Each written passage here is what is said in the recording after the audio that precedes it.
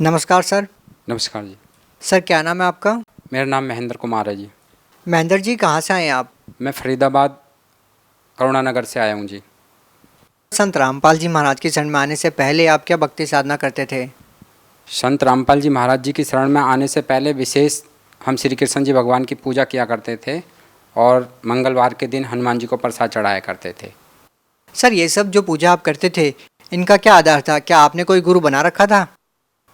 हमने ऐसे गुरु तो कोई नहीं बनाया था जी। जैसे घर में सभी देवी देवताओं की पूजा किया करते थे उसी हिसाब से हम भी पूजा किया करते थे। तो सर आप ये पूजा कर ही रहे थे तो फिर आप संत रामपाल जी महाराज की शरण में क्यों गए? इसका एक विशेष कारण है भगत जी। मैं कुछ समय पहले जब हम गुरु जी से सदगुरु रामपाल जी महाराज जी से जुड़े नहीं थे तब श्री कृष्ण भगवान जी के यहाँ पे परिक्रमा लगाने के लिए जा रहे थे मथुरा में। और उस जाने के दौरान हमारा रास्ते में एक बहुत एक्सीडेंट हुआ, भयंकर एक्सीडेंट हुआ। उस एक्सीडेंट में मेरा पैर कट गया और मेरे मामा जी थे वो वहीं पे उसी जगह उसी टाइम ख़त्म हो गए।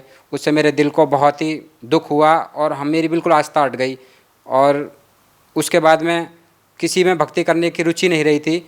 और हमारे घर में फिर हमारे पापा जी धार्मिक प्रवृत्ति के थे और हमारे पापा जी ने फिर गुरु जी बनाए थे सदगुरु रामपाल जी महाराज। और उन्होंने फिर ज्ञान समझाया तो हम भी ज्ञान समझा हमने गुरु जी का, सदगुरु रामपाल जी महाराज जी का। और फिर हमने ज्ञान लिया, नाम दीक्षा ली सदगुरु रामपाल जी महाराज जी से। और सर संत रामपाल जी महाराज के बारे में आपके पिताजी ने आपको बताया तो सर हम आपको बताना चाहते हैं कि संत रामपाल जी महाराज पर बहुत सारे आरोप लगे हैं। वो अक्सर विवादों में रहते हैं और आज वो जेल में है। क्या आपको इस बात की जानकारी है? हाँ जी, बिल्कुल जानकारी है। तो सर क्या कभी आपको ऐसा नहीं लगा कि आप एक ऐसे संत से नाम दीक्षा लेने जा रहे हैं जो जेल में है? नहीं, ऐसा बिल्कुल भी नहीं है। किसी भी गुरु जी हमारे सदगुरु रामपाल जी महाराज जी बताते हैं और हमारे बुजुर्गों ने भी बताया है कि पानी पियो छान के गुरु बनाओ जान के। और हमने गुरु जी के ज्ञान को, सदगुरु रामपाल जी महाराज जी के ज्ञान को समझ के उनको गुरु बनाया है, ना कि किसी के कहने से हमने उनको गुरु बनाया है। तो सर संत रामपाल जी महाराज से नाम दीक्षा लेने के बाद आपको क्या लाभ मिले? हमको बहुत विशेष लाभ मिले जी। एक तो आत्मिक संतुष्टि मिली और जो हम बहुत ही ज़्यादा मतलब मेरी एकदम भक्ति करने की रुचि ख़त्म हो गई थी, आस्था हट गई थी मेरी, बिल्कुल भी किसी भी भक्ति करने का मन नहीं करता था। और फिर सदगुरु रामपाल जी महाराज जी से ज्ञान लेने के बाद में इतनी अच्छी दिल को शांति मिली, आत्मा को संतुष्टि मिली। और विशेष लाभ ये मिले जी कि अभी भक्ति करते करते कई बार क्या होता है कि कई भगत मंत्र वंत्र करने में कुछ अपनी कमी हो जाती है। परमात्मा कहते हैं कि सतगुरु के दरबार में कमी काई की नाए, हंसा मोज न पावता चूक चाकरी माए। तो अपनी कमी की वजह से कई बार भक्तों के ऊपर कुछ परेशानी आ जाती है। तो उसी का कुछ परिणाम मेरे साथ हुआ कि मैं बीमार हो गया। मेरा पैर जो कटा हुआ था उसमें एक रॉड पड़ी हुई थी और वो रॉड उसमें पस पड़ गया। तब मैंने डॉक्टर से दवाई कराई तो डॉक्टर ने कहा कि भाई आपको तो इसमें बोन टीबी हो गई है, हड्डी की टीबी हो गई है। तब हमने डॉक्टर से कहा तो अब क्या होगा? तो उन्होंने कहा कि भाई इसके लिए आपको कम से कम 6 महीने दवाई खानी पड़ेगी और हो सकता है ठीक हो भी और हो सकता है पैर और भी काटना पड़े। तो एक हमारे मिलने वाले थे सरदार जी, बहुत प्रेम करते हैं वो हमसे। तो उन्होंने कहा था कि बेटे इसका विशेष पूरी अपना इलाज करवाना, ट्रीटमेंट, क्योंकि मेरी घरवाली भी इसी बोन टीबी की वजह से मर गई थी। ऐसा ना हो कहीं आपके साथ में भी ऐसा कुछ हादसा हो जाए।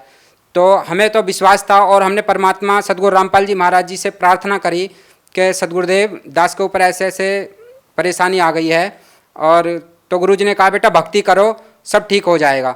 और मालिक के बस ये वचन थे। परमात्मा कहते हैं सदगुरु रामपाल जी महाराज के संत वचन पलटे नहीं और पलट जाए ब्रह्मांड। मालिक सदगुरु रामपाल जी महाराज जी का इतना ही कहना था कि मेरे को उसी दिन से आराम हो गया और 1 हफ्ते के अंदर मैं हॉस्पिटल से छुट्टी लेके आ गया और मैंने कोई दवाई नहीं खाई और कोई भी ट्रीटमेंट नहीं कराया। और मेरे पैर की जो डॉक्टर कह रहे थे कि आपको बोन टीबी हो गई है, हड्डी की टीबी हो गई है और इसके लिए कम से कम भी नहीं तो 6 महीने दवाई ज़रूर खानी पड़ेगी।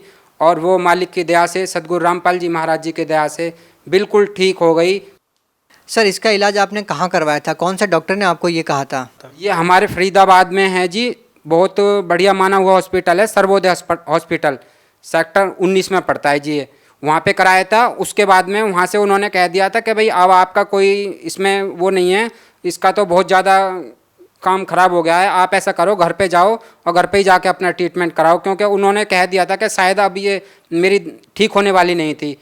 तो उसके बाद में फिर हम यहाँ पे अपने पास में पड़ोस में एक जनक हॉस्पिटल है, उसमें भर्ती हुए थे। फिर उन्होंने कहा था कि करीब 6 महीने दवाई चलेगी आपकी और हो सकता है ठीक हो जाए। तो वहाँ पे हमने मुश्किल से 1 हफ्ते दवाई कराई थी। 1 हफ्ते में परमात्मा से प्रार्थना करने के बाद में, सदगुरु रामपाल जी महाराज जी से प्रार्थना करने के बाद में, और दास की बिल्कुल ठीक हो गई ये बॉन टीबी, और अब मैं बिल्कुल ठीक हूँ जी।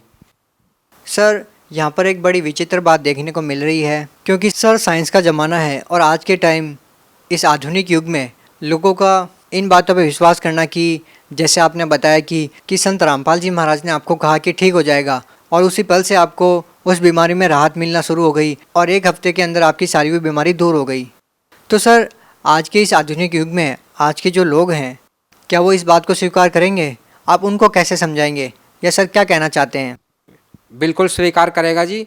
परमात्मा जो भी काम करते हैं, परमात्मा की वचन में शक्ति होती है। जिस प्रकार से हर ऊपर वाला उसको शक्ति देता है, जैसे कि आज हमारे प्रधानमंत्री हैं, वो अगर कह दें कि यहाँ से रोड बन जाए तो उसी दिन रोड बनना शुरू हो जाता है। और जो संत होते हैं वो पूर्ण परमात्मा के भेजे हुए अवतार होते हैं, और उनके द्वारा वही मतलब लोगों को लाभ दे सकते हैं। परमात्मा की शक्ति उनके अंदर होती है। और विशेष तो यही लाभ मिला जी। और घर में बहुत परमात्मा, जब मैं पहले शुरू में नाम नहीं लिया था हमने गुरुजी से, तो दास की आर्थिक स्थिति बहुत ख़राब थी। मैं एक दुकान पे, एक हमारे सरदार जी थे, मैं उनकी दुकान पे काम करने के लिए जाता था, तो वहाँ पे 100-200 रुपये का मतलब रोज़ काम किया करता था, क्योंकि पैर भी कट गया था, तो उसकी वजह से बहुत परेशानी थी। और मालिक से नाम लेने के बाद में परमात्मा ने इतनी दया करी, उसी साल जिस साल मैंने नाम लिया था परमात्मा से, 6 महीने बाद मैंने अपनी एक दुकान खोली टेलर की, और आज मालिक की दया से बहुत बढ़िया काम है दुकान पे, बहुत बढ़िया काम चलता है परमात्मा की दया से, और मेरी आर्थिक स्थिति भी बहुत बढ़िया है मालिक की दया। भगत समाज को क्या संदेश देना चाहते हैं? मैं भगत समाज को यही संदेश देना चाहूँगा जी कि परमात्मा, पूर्ण परमात्मा सदगुरु रामपाल जी महाराज जी आए हुए हैं, और सभी लोगों से प्रार्थना है कि एक बार परमात्मा के ज्ञान को समझें। मालिक कहते हैं कि जाति न पूछो संत की, पूछ लीजिए ज्ञान, मोल करो तलवार का, पड़ी रहने दो म्यान। किसी भी संत के ऊपर जो आरोप लगे हैं, आरोपों को ना देखकर उनके ज्ञान को समझो। आरोप तो किसी के ऊपर भी लगाए जा सकते हैं, लेकिन वो आरोप गुरु जी के ऊपर सिद्ध नहीं हुए हैं, सदगुरु रामपाल जी के ऊपर सिद्ध नहीं हुए हैं। जब वो सिद्ध हो जाएं, जब आरोप ही कह सकते हो आप। ऐसे तो कोई किसी के ऊपर भी आरोप लगा सकता है। सर बहुत से ऐसे श्रद्धालु हैं जो संत रामपाल जी महाराज से नाम दीक्षा लेना चाहते हैं, लेकिन उनके सामने समस्या ये है कि संत रामपाल जी महाराज अभी जेल में हैं। तो सर वो संत रामपाल जी महाराज से नाम दीक्षा कैसे ले सकते हैं? परमात्मा सदगुरु रामपाल जी महाराज जी से जुड़ने के लिए आज मालिक ने विशेष दया कर रखी है सभी के ऊपर। सभी जिलों में परमात्मा ने नामदान केंद्र खोल रखे हैं, और ये मालिक की लीला है, जो ऐसा होने के लिए ऐसा किया गया है परमात्मा ने। अब किसी भी ज़िले में जाओगे आप तो वहाँ पे नामदान केंद्र खुले हुए हैं। सर आप फरीदाबाद हरियाणा से बिलोंग करते हैं, हरियाणा में कहाँ कहाँ नामदान स्थल है? फरीदाबाद में जी बदरपुर बॉर्डर के पास में है जी एक पल्ला मोड़बंद, वहाँ पे नामदान केंद्र है। और फरीदाबाद में खेड़ी पुल सेक्टर 87 में इधर पड़ता है जी, वहाँ पे नामदान केंद्र है। और पलवल में भी नामदान केंद्र है जी। सर बहुत बहुत धन्यवाद आपका। धन्यवाद जी।